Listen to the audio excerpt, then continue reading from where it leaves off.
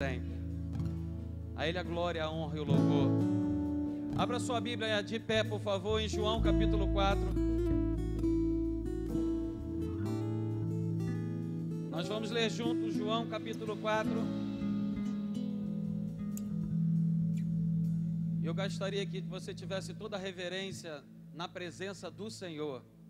Não impeça que o milagre do Senhor aconteça aqui nesta noite.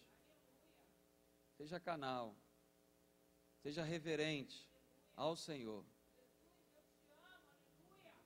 A Bíblia diz assim, em João capítulo 4, versículo 1 em diante: quando, pois, o Senhor veio a saber que os fariseus tinham ouvido dizer que ele, Jesus, fazia e batizava mais discípulos que João, se bem que Jesus mesmo não batizava, e sim os seus discípulos, deixou a Judéia, retirando-se outra vez para a Galiléia.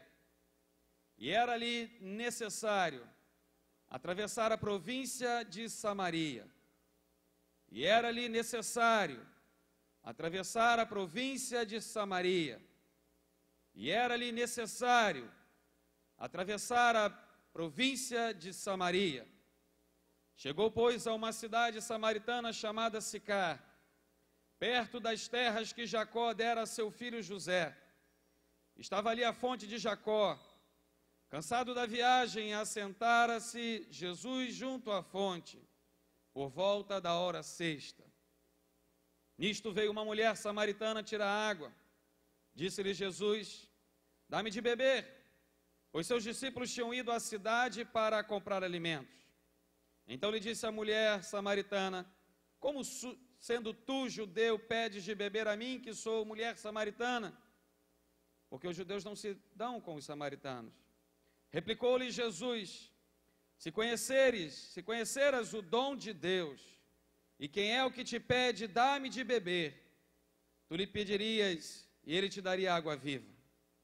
Respondeu-lhe ela: Senhor, tu não tens com o que te atirar, e o poço é fundo. Onde, pois, tens a água viva? És tu, porventura, maior do que Jacó, o nosso pai, que nos deu o poço, do qual ele mesmo bebeu, e bem assim seus filhos e o seu gado? Afirmou-lhe Jesus: quem beber desta água, tornará a ter sede. Aquele, porém, que beber da água que eu lhe der, nunca mais terá sede. Pelo contrário, a água que eu lhe der, será nele uma fonte a jorrar para a vida eterna. Disse-lhe a mulher: Senhor, dá-me dessa água para que eu não tenha mais sede, nem precise vir aqui buscá-la. Disse-lhe Jesus: vai, chama o teu marido e vem cá. Ao que lhe respondeu a mulher: não tenho marido. Replicou-lhe Jesus: bem disseste, não tenho marido, porque 5 maridos já tiveste, e esse que agora tens não é teu marido, isto disseste com verdade. Senhor, disse-lhe a mulher: vejo que és profeta. Nossos pais adoraram neste monte, vós, entretanto, dizeis que em Jerusalém é o lugar onde se deve adorar. Disse-lhe Jesus: mulher, pode crer-me, que a hora vem, quando nem neste monte, nem em Jerusalém, adorareis o Pai. Vós adorais o que não conheceis, nós adoramos o que conhecemos, porque a salvação vem dos judeus. Mas vem a hora, e já chegou, em que os verdadeiros adoradores adorarão o Pai em espírito e em verdade, porque são estes que o Pai procura para os seus adoradores. Deus é espírito, e importa que os seus adoradores o adorem em espírito e em verdade. Eu sei, respondeu a mulher, que há de vir o Messias, chamado Cristo. Quando ele vier, nos anunciará todas as coisas. Disse-lhe Jesus: eu sou, eu que falo contigo. Neste ponto chegaram os seus discípulos e se admiraram de que estivesse falando com uma mulher. Todavia, nenhum lhe disse: que perguntas ou por que falas com ela? Quando a mulher deixou o seu cântaro, foi à cidade e disse àqueles homens: vinde comigo e vede um homem que me disse tudo quanto tenho feito. Será este porventura o Cristo? Saíram, pois, da cidade e vieram ter com ele. Nesse inteirinho os discípulos lhe rogavam, dizendo: mestre, come. Mas ele lhes disse: uma comida tenho para comer, que vós não conheceis. Diziam então os seus discípulos uns aos outros: ter-lhe-ia porventura alguém trazido o que comer? Disse-lhe Jesus: a minha comida consiste em fazer a vontade daquele que me enviou e realizar a sua obra. Amém? Feche a sua Bíblia e deixe a sua Bíblia aberta se você quiser, e feche os seus olhos e vamos orar. Feche os seus olhos, por favor. Pense no Senhor. Pai querido, obrigado, Senhor, por este momento. Obrigado porque a Tua palavra é viva, ela é eficiente, ela é eficaz e ela fala profundamente. Nós precisamos da Tua voz, porque se o Senhor não falar, de nada vale esse culto. Se o Senhor não manifestar a Tua vontade, para onde iremos nós? Qual será o nosso caminho? Precisamos da Tua direção, precisamos da Tua orientação, precisamos do Senhor. E importa que eu diminua, para que o Senhor cresça, porque toda a glória deste lugar é do Senhor, toda a honra deste lugar é do Senhor. Peço àqueles que estão ouvindo agora, posso perceber que muitos ainda estão longe, suas mentes estão distantes, outros estão sedentos para ouvir a Tua voz. Aqueles que estão sedentos, Senhor, que o Senhor os alimente, os dê de beber hoje para a Tua glória e para a Tua honra. E aqueles que estão distantes, que o Senhor possa tocar em seus corações, para que eles entendam que eles estão diante do Senhor, e na presença do Senhor, algo extraordinário sempre pode acontecer. Mas o motivo principal que nós queremos estar aqui é cultuar e adorar o Teu santo e excelso nome. No nome precioso, glorioso, maravilhoso de Jesus Cristo é que oramos. Amém e amém. Você pode assentar, por favor. Obrigado, equipe de louvor. Que Deus abençoe vocês poderosamente. Eu fiquei feliz quando eu vi aquele rapaz. Qual é o seu nome? William? Henrique. Olha, quase que eu erro, né? Quando eu cheguei, o Henrique estava ajoelhado ali orando, e isso alegrou meu coração. Então, o Henrique se alegrou meu coração, imagino de Deus. Você buscando o Senhor para vir adorá-lo, para vir preparar o seu louvor para o Senhor. E vocês nunca deixem que a boca de vocês seja consagrada ao Senhor, e sempre estejam dispostos a louvá-lo e engrandecê-lo, porque vocês vão ver a recompensa dele na vida de vocês. E o que ele faz é tremendo e maravilhoso. Aleluia, louvado seja o Teu nome, Senhor. Bom, esse texto é muito conhecido da maioria de vocês. É a história da mulher samaritana. Um culto de mulher, falar de mulher. Pelo menos eu procurei. Mas na verdade eu ia falar de uma outra situação, e eu comecei a pedir a Deus o que falar para a igreja.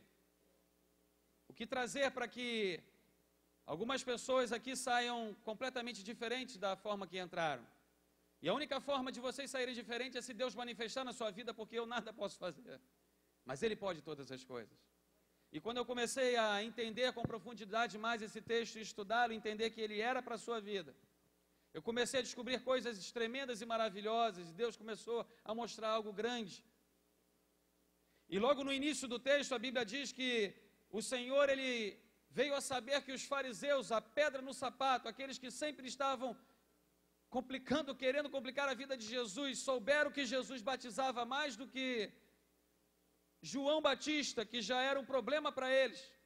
Eles ficaram irritados, eles ficaram nervosos e procuraram um debate, procuraram criar um problema, procuraram criar uma discussão com Jesus. Jesus, quando percebeu isso, a Bíblia diz que ele se retirou do lugar. Presta bem atenção. Eles queriam um debate, eles queriam uma briga, e eles queriam algo que Jesus viu que é muito preocupante.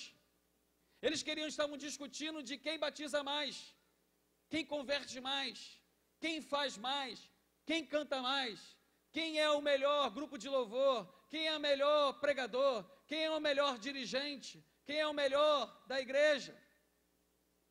Jesus, quando olhou isso, falou: essa discussão não é para mim. eu não estou interessado em disputar nada com ninguém. Eu estou interessado em fazer a vontade do meu Pai. Isso é que importa. Fazer a vontade do Pai. Porque Ele, na hora certa, Ele mesmo vai te honrar. O que eu tenho para trazer hoje, já para algumas pessoas que estão aqui. Quando eu estava clamando ao Senhor por esse texto, por essa mensagem, Deus já começou, me mostrou que tem muita gente entrando em discussões que Ele não quer que você esteja. Você não vai ser maior porque você está ganhando a discussão. Você está criando problemas dentro da tua casa. Está criando problemas dentro da sua família. Está criando problemas dentro da sua empresa. E o Senhor quer te mostrar que Ele não quer que você se defenda e discuta com coisas que não vão te levar a nada. Mas Ele quer que você entregue a Ele todo esse problema. Vocês estão me ouvindo?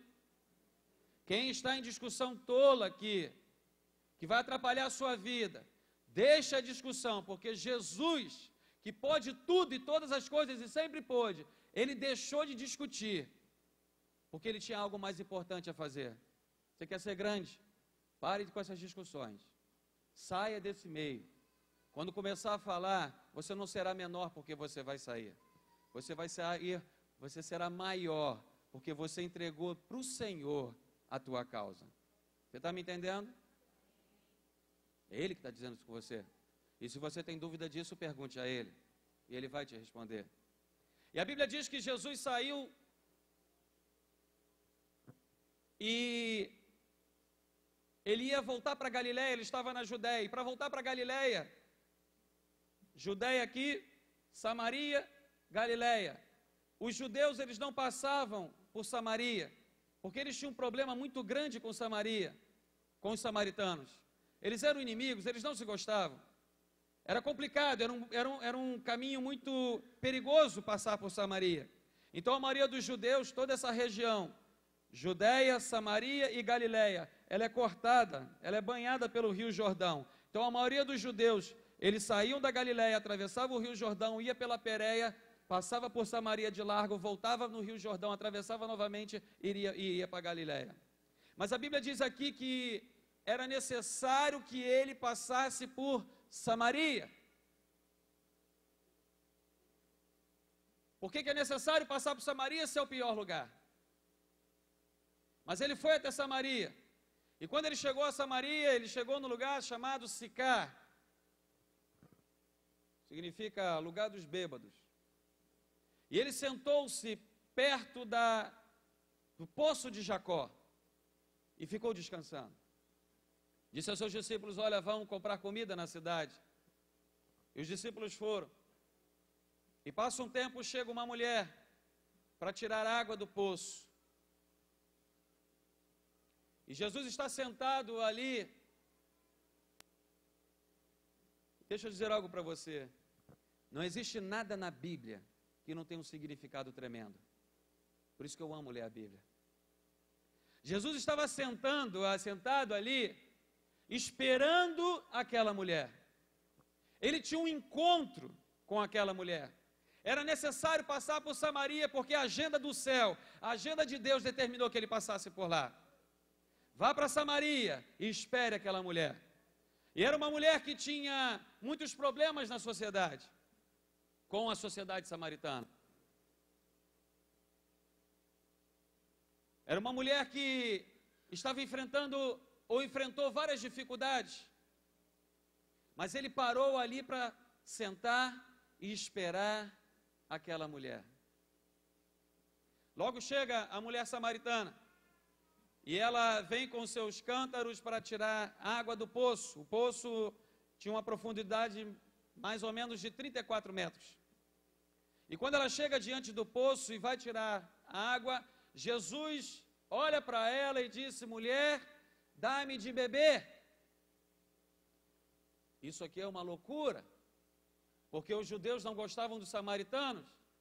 Então o judeu não fala com o samaritano, muito menos bebe com o samaritano, muito menos conversa com o samaritano, muito menos come com o samaritano, muito menos bebe com o copo que bebeu um samaritano. Ele estaria ficando impuro por 40 dias e não poderia adorar ao Senhor. com essa atitude. Mas ele pede a ela de beber. E outra coisa extraordinária no texto é que naquela época o homem não se dirigia a uma mulher, ainda mais o mestre. A mulher não tinha valor algum naquela época, naquela sociedade. E Jesus puxa uma conversa com ela. Para vocês terem uma ideia, um líder religioso não falava com a mulher dele em público. Tamanha era o preconceito com as mulheres na época. Mas Jesus é aquele que quebra preconceitos, ele quebra protocolos, ele quebra tudo aquilo que faz e impede atingir o coração do homem. E ele então puxa uma conversa com a mulher. E ela, entendendo disso e sabendo que ele é judeu, ela olha para ele e fala: como tu, sendo judeu, me pedes de beber? Você não sabe que a gente não conversa? Você não sabe que a gente não tem diálogo? Você não sabe que a gente não gosta um do outro? Você não sabe disso?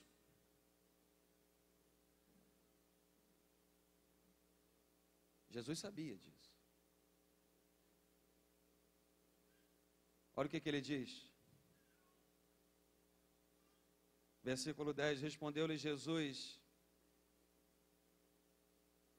se conheceres o dom de Deus, e quem é o que te pede, dá-me de beber, tu lhe pedirias, e ele te daria água viva. Sabe o que acontece agora? Acontece que quando ela afronta Jesus com uma pergunta, do qual a mulher nem se dirigia a um homem, mas essa se dirige, Jesus olha para ela e fala assim: se você conhecesse quem fala com você, quando a palavra do Senhor Jesus começou a ser manifestada e sair da boca do Senhor, o coração dela começou a se derreter. Foi assim com você? Você lembra quando você se converteu? Você entrou aqui chateado, às vezes moribundo, cheio de problema, duvidando de tudo. E o Senhor destruiu, dinamitou o seu coração com uma palavra doce, uma palavra extraordinária. E Ele fala: se você conhecesse quem fala com você e te pede de beber, olha o que Ele diz: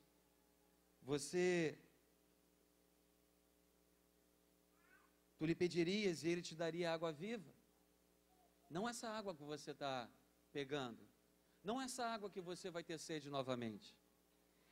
Aí a mulher olha para ele e já não chama mais de como tu, mas já chama de Senhor. Em poucos segundos, Jesus muda a história. Em poucos segundos, Jesus muda o contexto. E ela então olha para ele e diz: Senhor, tu não tens como tirar a água do poço, porque ele é fundo. Onde você terá essa água viva? Como é que você vai tirar? És tu, porventura, maior do que Jacó, o nosso pai, que nos deu o poço, do qual ele mesmo bebeu, e bem assim seus filhos e seu gado? Olha que ela ainda fala assim: olha, ô mestre, você vai levar mal não? Mas você não tem cântaro, você não tem como tirar essa água. És porventura maior do que Jacó, o nosso pai, que fez esse poço aqui? É uma mulher cheia de fibra, uma mulher que não é mole não, ainda mais para aquela sociedade. Mas olha a resposta de Jesus. Jesus responde a resposta dela. Ele diz assim: olha, quem beber desta água tornará a ter sede. Aquele, porém, que beber da água que eu lhe der, nunca mais terá sede. Pelo contrário, a água que eu lhe der será nele uma fonte a jorrar para a vida eterna. Sabe o que Jesus está falando? Eu sou maior do que Jacó, porque Jacó furou esse poço, e a água que você bebe, você volta a ter sede. Mas eu sou maior do que ele, porque a água que eu dou, você jamais terá sede. Olha o diálogo, olha a conversa que Jesus quer ter com você, olha as preocupações que você está tendo na vida, as respostas que Jesus quer falar com você. Olha como o mestre trata as tuas dúvidas, as tuas incertezas, as tuas dificuldades. aquilo que te impede. Ele dá respostas certeiras. Ele não duvida de quem ele é. Ele não duvida de como ele pode agir. Mas ele age de forma extraordinária. E aí, no versículo 15, disse-lhe a mulher: Senhor, dá-me dessa água para que eu não mais tenha sede, nem precise vir aqui buscá-la. Agora ela já está completamente quebrantada. Ela já olha para Jesus e diz: Mestre, eu preciso dessa água, porque olha, a minha vida não está legal. Eu tenho tentado acertar algumas vezes, mas eu não estou conseguindo acertar. Eu estou precisando de algo diferente. E eu não quero nem voltar aqui, porque caminhar pela cidade até chegar aqui é uma tortura, porque a minha sociedade me recrimina. A sociedade olha para mim com outros olhos. Não aceitam quem eu sou, nem como eu sou. Era uma mulher ferida, dolorida, chateada, mas mesmo assim, ousada. No versículo 16, disse-lhe Jesus: vai, chama o teu marido e vem cá. Ao que respondeu a mulher: não tenho marido. Replicou-lhe Jesus: bem disseste, não tenho marido. Jesus olha para ela, e quando ela pede algo a ele, ele volta ao tradicional da época, e fala: olha, eu não posso continuar conversando com uma mulher. Chama o seu marido e traga-o até a mim, e eu vou conversar com ele. E ela olha para ele e fala: eu não tenho marido não. Em outras palavras, se quiser falar, fala comigo.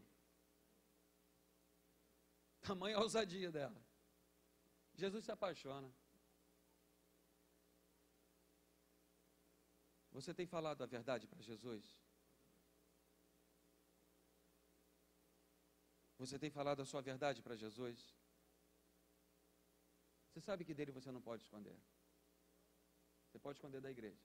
Você pode esconder do pastor. Você pode esconder do teu marido. Você pode esconder da tua esposa. Você pode esconder dos seus filhos. Mas para Jesus, você tem falado a verdade? Se você não falar a verdade de Jesus, Ele não vai falar das verdades dele para você. Vai ter que aprender isso. Fale as tuas verdades. Fale as tuas fraquezas. Fale aquilo que você não consegue. Aquilo que não te atinge. Aquilo que te machuca. Senhor, eu não gosto disso. Senhor, isso me machuca. Isso dói. Eu estou com dificuldade de vencer isso. Isso aqui para mim é terrível. Fale a verdade para Jesus. Porque quando fala a verdade para Jesus, Ele diz: disseste bem. Falaste a verdade. Disseste bem que não tem marido. Aí Jesus olha para ela e fala assim: você disse a verdade, porque você teve 5 maridos, e agora o que você tem não é teu marido. E ela olha para ele e fica assustada com isso. Entenda uma coisa, minha irmã, meu irmão, nunca você vai conseguir esconder nada do Senhor. Nunca. Ele sabe todos os desejos do teu coração. Ele sabe de todos os teus propósitos. Ele sabe de todas as suas ânsias, de todas as suas vontades, daquilo que você dá valor e daquilo que não você dá valor. Ele sabe o que você veio fazer aqui hoje. Ele sabe o que te trouxe aqui hoje. Ele sabe se o seu coração é adorador. Ele sabe se você quer louvar. Ele sabe de tudo que há na tua mente. Ainda que você não tenha pensado, o teu dia de amanhã, Ele sabe de todas as coisas. Você não pode esquecer disso. Ele sabe quem você é. Então diga a verdade a Ele. Senhor, disse-lhe a mulher: vejo que tu és profeta. E ela continua dizendo: nossos pais adoraram neste monte, vós, entretanto, dizeis que em Jerusalém é o lugar onde se deve adorar. Queridos, olha que conversa, que diálogo extraordinário. Jesus espera uma mulher da qual os homens não conversam, da qual é rejeitada por já ser mulher e conversar com o homem, muito menos conversar com o mestre. Ele para dialogar com ela, e quando está dialogando com ela, ele ouve e responde as perguntas dela, coisa que não era comum nessa cidade. naquela cidade, naquela região e naquele tempo. O que Jesus está mostrando para mim e para você é que, independente do que a sociedade diz de você, independente de como você se enxerga, independente de como é a sua situação financeira, independente de como você está triste ou não, alegre ou não, independente de como você está hoje, Ele quer manter um diálogo íntimo com você. É assim que Jesus age. Ele não olha o rótulo. Ele tinha uma estratégia para Samaria. E a estratégia passava por uma mulher que tentou 5 vezes um casamento. Alguns teólogos costumam falar mal dessa mulher, ou deixar entender que ela tinha uma vida adúltera. Eu não consigo ver isso nesse texto. Ela teve 5 casamentos, e olha só, para ter 5 casamentos naquela época, é porque essa mulher era boa mesmo, hein? Porque eles se separavam, ela separava, vinha outro que queria casar com ela, casar. Até que chegou o 5º. Não deu certo. Então ela também tentava. Chegou o 6º. Capaz de até que, não vou nem casar de novo, porque esse negócio não dá certo não. Ela já estava desistindo da vida, tentando ter relacionamentos querendo criar uma família. Talvez o que a fazia ter dificuldade é porque ela falava mesmo. Talvez ela não dava bobeira para homem nenhum. Talvez ela não se abaixava como todas essas mulheres tinham que se abaixar. Então ela tinha dificuldade de relacionamento. Aí ela chegou no 6º e não estava dando certo. Mas ela encontrou o 7º. E esse 7º homem, quando ela encontrou, ele consertou, acertou, transformou, modificou toda a sua vida, só com o encontro com Jesus. Você quer encontrar Jesus hoje? Está disposto a encontrar com Jesus hoje? Você crê que Ele está aqui? Você quer que Ele pode fazer algo grande por você? Crê mesmo? Se você crê, Ele vai fazer. E vai fazer hoje, porque é a glória dEle, é para a honra dEle. Mas olha que interessante, quando tem esse assunto, ela olha para ele e diz: olha Jesus, olha mestre, vejo que o Senhor é profeta. Ela não sabia que era Jesus, porque Jesus não é profeta. Ele é o Cristo unigênito do Pai, Ele é Deus. E ela diz: olha, nossos pais adoraram neste monte. Presta bastante atenção nisso, meu irmão. Vós, entretanto, dizeis que em Jerusalém é o lugar onde se deve orar, adorar. Disse-lhe Jesus: mulher, pode crer-me, que a hora vem, quando nem neste monte, nem em Jerusalém, adorareis o Pai. Vós adorais o que não conheceis, nós adoramos o que conhecemos, porque a salvação vem dos judeus. Mas a hora vem, e a hora já chegou, em que os verdadeiros adoradores adorarão o Espírito, adorarão o Pai, em espírito e em verdade, porque são estes que o Pai procura para seus adoradores. Sabe o que me chama a atenção? Fantástico isso aqui. Que ela, quando ela percebe que Jesus é uma autoridade espiritual, o interesse dela, sabe o que é? Onde é que adora? Onde é que adora? Onde é que eu tenho que adorar? Onde é que eu tenho que adorar a Deus? Olha o interesse de uma mulher que casou 5 vezes, estava com um 6º que não era seu marido. Sabe o que significa isso? Que quando lá no início do texto que eu comecei a ler, diz que era necessário passar por Samaria, e agora você vê que Deus procura verdadeiros adoradores, aqueles que adoram em espírito e em verdade. Jesus precisava passar lá, porque ele precisava encontrar uma mulher que queria adorá-lo. E ele vai passar aqui, se ele quiser encontrar, se você quiser adorá-lo. Ele vai atrás. Se você for no Oriente Médio, tem pessoas que são servos do Senhor. Se você for na Europa, na América Latina, na América do Norte, em todos os cantos do mundo, tem pessoas que são crentes, são servos, vão à igreja buscar ao Senhor. Mas tem um grupo de pessoas que é diferente. Tem um grupo de pessoas que eu fico abismado quando eu vejo, que é o grupo de pessoas que Ele mesmo procura, que são os verdadeiros adoradores. Ele pode encontrar hoje aqui verdadeiros adoradores, será? eu queria te explicar o que é ser um adorador, porque eu já não tenho mais tempo. A Bíblia diz, e ele procura verdadeiros adoradores, aqueles que o adorem em espírito e em verdade. Eu expliquei um pouquinho aqui, mas não deu para explicar direitinho, eu tenho que correr. A palavra espírito aqui significa pneuma no grego, significa vida, espírito, sopro de vida, aquilo que faz o teu corpo caminhar, andar, que você pensa, aquilo que te dá vida, porque a hora que esse corpo não servir mais, ele é enterrado, mas o teu espírito vive, isso é a vida, é o sopro de Deus para que você esteja vivo, essa é a palavra, ou seja, a tua vida, em espírito, e em verdade, a palavra em verdade aqui no grego é aletheia, significa aquilo que é verdadeiro, aquilo que pode ser mostrado, aquilo que não é oculto, aquilo que está às claras. Então, espírito em verdade é quando você adora a Deus com a sua vida, independente de onde você esteja, você consegue adorá-lo. Eu vou explicar algo muito profundo que Deus me mostrou e a honra é dele. Toda adoração no Velho Testamento, em toda a Bíblia, ela requer sacrifício. Adoração é sacrifício. Todas as vezes que você vê os servos do Senhor e adorou o Senhor, eles antes fizeram um holocausto e sacrificaram o Senhor. Então, adoração significa sacrifício. E a dúvida é, então, adorarei em espírito e em verdade, como eu vou fazer um sacrifício? É, para fazer. E Deus ama adoração. Deus ama um culto e Deus ama alguém adorador.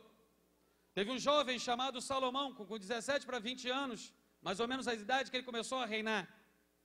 Um jovem, estudou nos melhores colégios do mundo na época.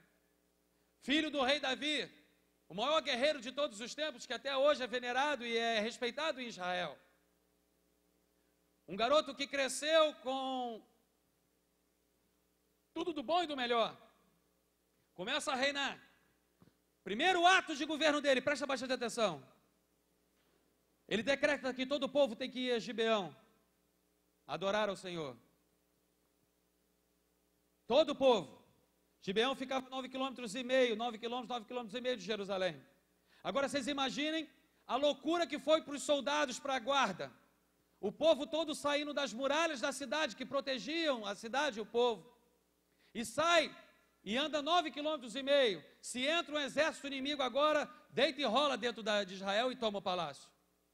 Olha o risco. E ele leva 1000 holocaustos. Presta bem atenção, por favor. 1000 bois. Você imagina a dificuldade. 9,5 km. Quando chega ao pé de Gibeão, ele precisa subir 60 metros até chegar no topo e poder sacrificar e adorar. Imagina a logística, porque existiam muitas feras, leões, neste lugar. A preocupação.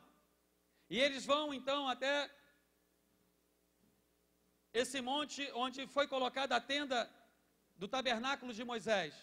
E chega lá a tenda, o local, eles começam a, já devia com certeza estar preparados os altares para sacrificar ao Senhor. Então começam o sacrifício. Vocês imaginam 1000 bois berrando porque estavam sendo imolados. Tenta entender a cachoeira de sangue que descia. Os insetos, aves voando por cima. Um cheiro podre, porque eu não sei porque Deus gosta desse negócio de adoração, de queimar carne, não sei porque ele gostava disso. Um cheiro terrível, complicado. E aquele banho de sangue descendo. Imagina toda a população olhando para aquilo e vendo aqueles 1000 bois sendo sacrificados. O grito dos bois. Com certeza tinha muita gente ali pensando, que desperdício. Para que isso tudo? Deus não precisa disso tudo. Para que isso? 1000 bois, podia estar alimentando algumas pessoas com esses bois todos. Mas Salomão não pensou assim. Ele pediu para sacrificar e eles sacrificaram. Sabe o que aconteceu depois? Que ele acabou de fazer isso tudo? Nada. Aí sabe o que ele faz? Para pirar a cabeça dos soldados da guarda dele? Monta uma tenda aqui, que eu vou passar a noite aqui. Eu vou passar a noite aqui. No lugar onde eu vim adorar. Preste atenção, meu irmão. Eu vim passar a noite aqui, no lugar onde eu vim adorar. Por favor, preste atenção. Ele tinha uma cama maravilhosa. Ele tinha um quarto extraordinário no palácio. Mas ele passou a noite num monte para adorar ao Senhor. E ele foi dormir. Todo mundo, talvez, da cidade pensando, se um garoto novo, tadinho, ele é doido. Para que isso tudo? Para que esse esforço todo? Deus entende. Deus entende. A Bíblia diz que de madrugada, a Shekinah de Deus desceu. E o Senhor veio pegando carona nela. E ele chegou, abriu a tenda e viu Salomão deitado. Então ele olhou para Salomão e falou: meu Salomão, meu filho. Ele invadiu a mente de Salomão. E sabe o que ele disse? Pede qualquer coisa. Qualquer coisa você pode me pedir. Por que ninguém que me adora desse jeito vai voltar para casa da mesma forma? Ninguém que faz isso por mim volta para casa da mesma forma. Porque eu honro aqueles que me honram. Eu amo aqueles que me amam. Eu guerreio por aqueles que guerreiam. E ele invadiu a mente de Salomão. E Salomão disse: olha, Senhor, o povo é muito grande, eu sou apenas uma criança. Como eu vou reinar para esse povo? Me dê sabedoria. Deus então se alegrou mais ainda e disse: Salomão, porque você pediu sabedoria, eu te darei glórias, eu te darei riquezas, eu te darei honras. Não haverá nem outro, nem depois, nem antes de você alguém sábio como você, porque eu sou o teu Deus. Honra o teu Senhor. Você sabe quando você vai adorar o Senhor com a sua vida, em espírito e em verdade? Quando você vai começar a dizer não à sua carne. E é por isso que é sacrifício. A igreja hoje, isso tem me preocupado muito. As pessoas vêm para a igreja como está vindo para uma padaria. Estão vindo para a igreja de qualquer forma. Mulher, homem, antes de vir para a igreja, olha para o espelho e pergunte ao Espírito Santo se a roupa que você está usando é aquela que Ele quer que você o adore. Começa a mostrar para Deus diferença. E aí começa a sacrificar. Senhor, eu comprei um sapato tão bonito, mas se eu precisar ajoelhar lá, eu não vou poder arrastar esse sapato. Então, Senhor, eu queria tanto com esse sapato, mas eu vou com outro. Porque lá eu quero ajoelhar, porque é lugar de adoração. É quando você estiver caminhando na rua, você que é homem, e está um monte de meninas, às vezes vestidas de uma forma tão indecente, e você olha, elas estão ali, e você fala: eu vou sair daqui. A carne está doida para você lá olhar, mas você fala: não, em espírito e em verdade, porque agora, em verdade, Deus pode me ver, minha família pode me ver, meus filhos podem me ver, a minha igreja pode me ver, que eu estou rejeitando e adorando. Aí Ele vai dizer: esse é um adorador. Quando você estiver dando o seu trabalho, com aquelas conversas que você não tem que conversar, no banheiro com as mulheres, coisas que não são interessantes. Quando você entrar na internet e algo te jogar para coisas que você sabe que você não deve fazer, e você olha para aquilo e fala assim: de jeito nenhum. Doido para fazer, com uma vontade de ir lá teclar, mas Senhor, louvado seja o teu nome. Aí você está adorando ao Senhor, em espírito e em verdade. Aí você vai entender o que Paulo aos Romanos fala no capítulo 12. Ele diz assim: rogo-vos, pois, irmãos, pela misericórdia de Deus, que apresenteis os vossos corpos como sacrifício vivo, santo e agradável a Deus, que é o vosso culto racional. Santo, vivo e agradável a Deus. É quando você pensa com a tua mente: eu vou rejeitar, porque o meu Senhor merece. Eu não vai ser desperdício, porque o meu Senhor merece. Eu vou largar a mão, porque o Senhor merece. Eu vou dizer não, porque o Senhor merece. Eu vou dizer que jamais, porque o Senhor merece, porque eu quero adorá-lo em espírito e em verdade. Aí Ele vai procurar você. Ele vai procurar você. Não se preocupa, porque Ele vai procurar você. E aí, Paulo continua e ele diz assim: e não vos conformeis com este mundo. Não faz a mesma coisa. Diga não. Mas transformai-vos pela renovação da vossa mente, para que experimenteis qual seja a boa, agradável e perfeita vontade. Sabe o que ele está dizendo? Mas transformai-vos. É você que vai transformar. É você que vai transformar o ambiente que você trabalha. É você que vai transformar a sua vizinhança. É você que vai transformar a sua igreja. Ah, mas tem gente lá que se veste de um monte de coisa. Não interessa, eu vou me vestir para o Senhor. Ele vai encontrar adoradores aqui. Você quer um milagre de Deus? Quer algo grande para o Senhor? Fique de pé, por favor.